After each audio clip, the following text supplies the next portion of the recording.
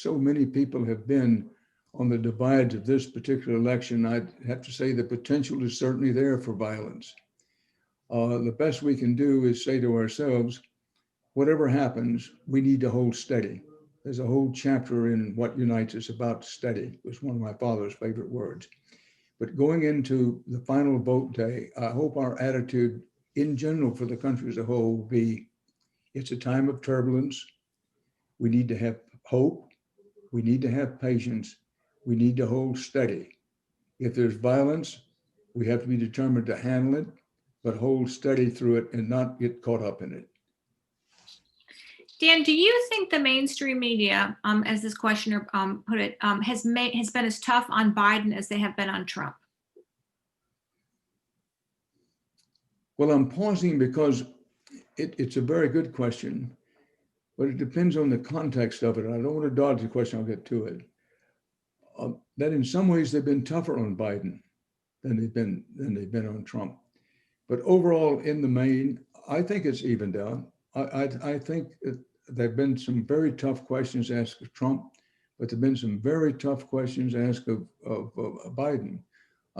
References my old friends at 60 Minutes.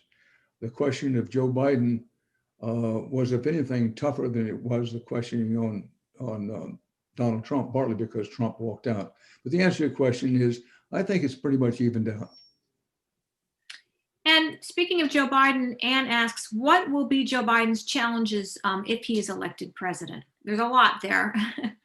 Oh boy, there are a lot. I think his number one challenge is to seek to try to pull the country together, to emphasize those things that unite us and have a reconciliation. Reconciliation is job one for Joe Biden. He has a lot of things facing him, but nothing bigger than that.